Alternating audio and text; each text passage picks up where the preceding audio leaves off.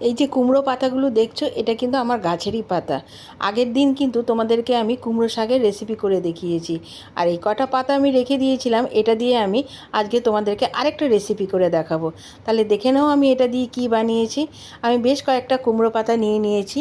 বাটিতে একটু গরম জল বসিয়ে তার মধ্যে সামান্য নুন দিয়ে জলটাকে একটু গরম করে নিয়ে পাতাগুলোকে ওর মধ্যে দিয়ে দিয়েছি। পাতাগুলো গরম জলের মধ্যে দিলে কি হবে, পাতাগুলো হালকা একটু নরম হয়ে যাবে।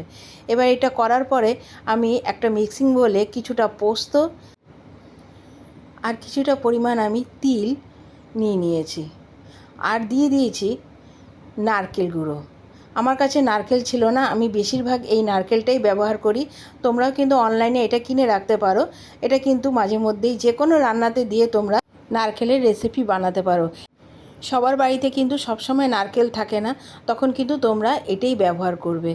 তারপরে দেখো আমি একটা মিহি পেস্ট বানিয়ে তার মধ্যে সামান্য নুন আর হলুদ দিয়ে, সামান্য মিষ্টি আর আর খানিকটা কাঁচা তেল দিয়ে এটাকে আমি মাখিয়ে নিলাম। দেখো এটার মধ্যে কিন্তু পোস্ত, তিল আর কাঁচা লঙ্কাই রয়েছে, আর কাঁচা তেল আর নুন, হলুদ আর মিষ্টি। এটা দিয়ে দেখো আমি একটা সুন্দর পেস্ট বানিয়ে নিয়েছি।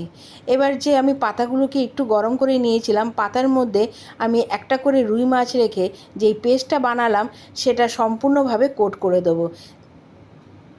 দেখো এটাকে উল্টে তার উপরেও আমি দিয়ে দেবো। চারিদিক দিয়ে কিন্তু আমি পেস্টটা লাগিয়ে নেব ঠিক এইভাবে।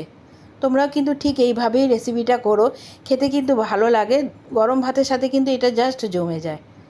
তার উপরে একটা কাঁচা লঙ্কা দিয়ে সামান্য কাঁচা তেল দিয়ে পাতাটা চারিদিক দিয়ে আমি আটকে নেব।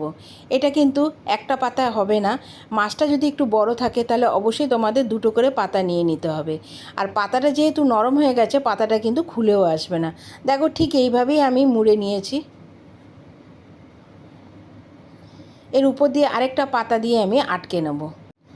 দেখো আরেকটা পাতার মধ্যে আমি মাছটাকে উল্টে নিয়ে এভাবে চারিদিক দিয়ে আমি আটকে নেব।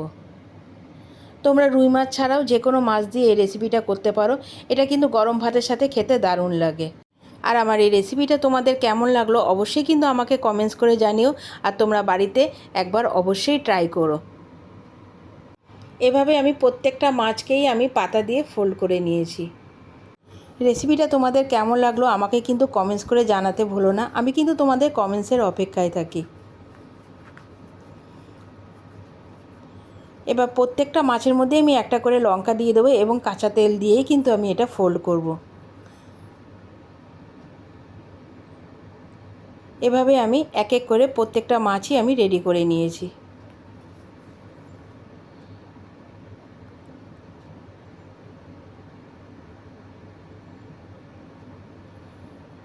মাছগুলো কিন্তু অবশ্যই খুলে যাবে না, তোমরা কিন্তু ভয় পেও না। যেভাবেই পারো এটাকে ফোল্ড করে নেবে। দেখো আমার প্রত্যেকটা মাছই রেডি হয়ে গেছে। এবার আমি কড়াইতে কিছুটা তেল দিয়ে, আঁচটা কিন্তু তোমরা খুব বাড়িয়ে দেবে না, লো টু মিডিয়াম আঁচের মধ্যেই তোমরা রান্নাটা করবে। এবার কড়াইতে তেল দেওয়ার পরে তেলটা হালকা গরম হয়ে গেলে আমি একটা একটা করে মাছ আমি দিয়ে দেবো।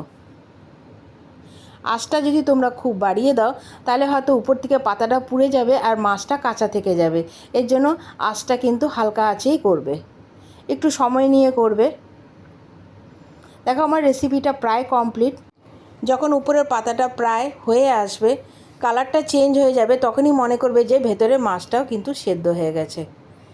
আমার রেসিপিটা যদি তোমাদের ভালো লেগে থাকে তাহলে অবশ্যই একটা লাইক, কমেন্টস আর শেয়ার করে দিও। আর আমার চ্যানেলটা অবশ্যই তোমরা সাবস্ক্রাইব করে দিও। যারা আমাকে কমেন্টস করে জানায় যে রেসিপিটা খেতে কেমন হলো, তারা বুঝতে পারছে না, তাদেরকে আমি অবশ্যই একবার অনুরোধ করব যে বাড়িতে অবশ্যই তোমরা ট্রাই করো। আমি কিন্তু রেসিপিগুলো খুব সহজ সরলভাবেই তোমাদেরকে দেখাই। তোমরা যদি বাড়িতে একবার ট্রাই করো অবশ্যই তোমরাও পারবে। আসছি একটা নতুন রেসিপি নিয়ে আবার তোমাদের কাছে। তোমরা ভালো থাকো, সুস্থ থাকো। এখনের জন্য টাটা।